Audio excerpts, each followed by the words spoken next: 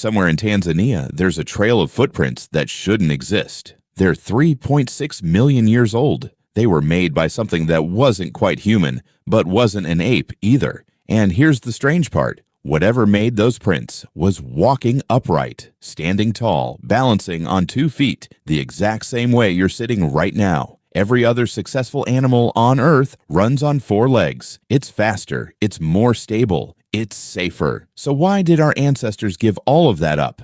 To stand on 2.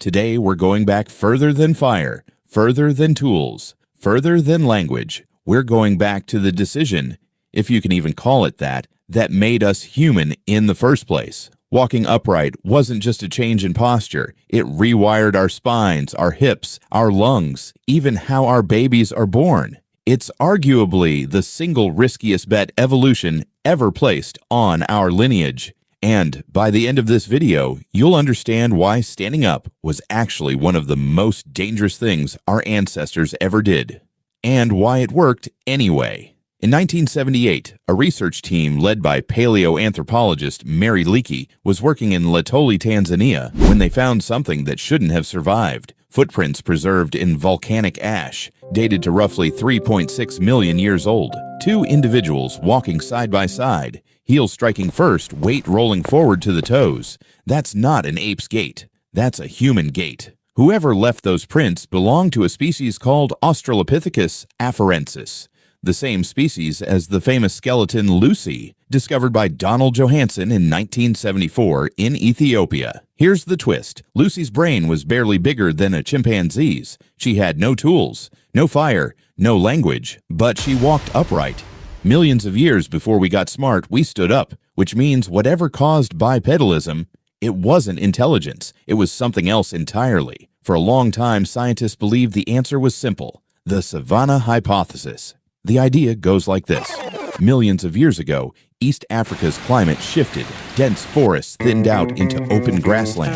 Our tree-dwelling ancestors suddenly had less canopy to swing through and more open ground to cross. Standing up meant seeing further over tall grass, spotting predators, spotting food. It's a clean story. It just has one problem: fossil evidence from sites where early bipedal ancestors lived, including Ardipithecus ramidus, a 4.4 million year old species discovered in Ethiopia and described in detail in a set of studies published in Science in 2009, shows they were living in woodland environments, not open savanna. So the forest hadn't fully disappeared yet. Our ancestors stood up while they were still living among trees. Here's a question most people never think to ask. How much energy does walking actually cost? In 2007, biologist Michael Sokol and his team at the University of Arizona ran an experiment that sounds almost too simple. They had chimpanzees walk on treadmills, once on 2 legs, once on 4, while measuring their oxygen use. Published in the Proceedings of the National Academy of Sciences, the results showed that walking upright on 2 legs is roughly 75% more energy efficient than knuckle walking on 4 for a body shaped like ours. Think about that. In a world where food is scarce and every calorie matters, a body that can travel further while burning less fuel isn't just convenient. It's a massive survival advantage. It's the evolutionary version of trading a gas-guzzling truck for a hybrid. Same distance, half the fuel, but efficiency alone doesn't explain everything, because standing up also made our ancestors more visible, slower to sprint, and far more vulnerable in the one moment it matters most: an ambush. So there had to be more to the trade. Anthropologist C. Owen Lovejoy proposed a different piece of the puzzle in a widely discussed 1981 paper published in Science. His argument: bipedalism freed the hands, and free hands could carry things, food, infants, tools, over long distances, back to a mate or a family group. In Lovejoy's model, this ties into something deeper: provisioning.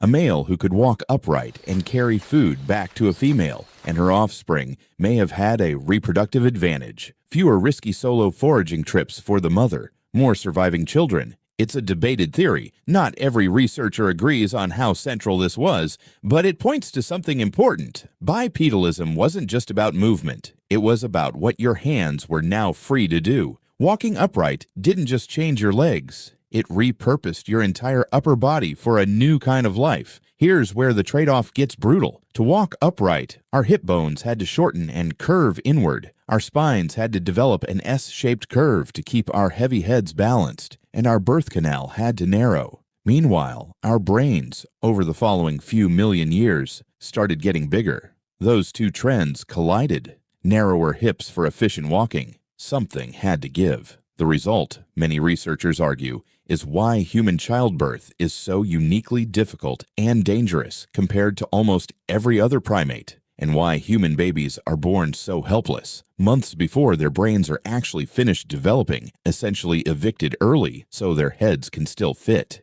It's a strange thought. Human infancy might be as short and fragile as it is because your ancestors decided to stand up millions of years earlier. Every advantage bipedalism gave us, it seems, came stitched to a cost somewhere else in the body. So here's the full trade our ancestors made, whether they chose it or not. They gave up speed. They gave up four-legged stability. They gave up an easier childbirth. In exchange, they got a massively more efficient walk for long-distance travel, hands freed to carry and eventually craft, and down the evolutionary road, the posture that made tool use and, ultimately, everything else possible. It's easy to look at this from today and assume it was obviously worth it. But 4 million years ago, standing upright on an open plain, slower and more exposed than every predator around you, must have felt like one of the worst survival decisions imaginable. And yet, here we are. Every step you've taken today, walking to your kitchen, pacing while on a phone call, standing in line, is the end result of a bet made millions of years ago by a small-brained ancestor who had no idea it would work. We don't know exactly which pressure mattered most. The energy savings, the freed hands, the changing climate. It's probably all of them tangled together in ways we're still piecing apart. But maybe that's the real lesson here. The thing that made us human wasn't a big brain or fire or language. It was something as simple and as strange as standing up. If this made you see your own 2 feet a little differently, you know what to do.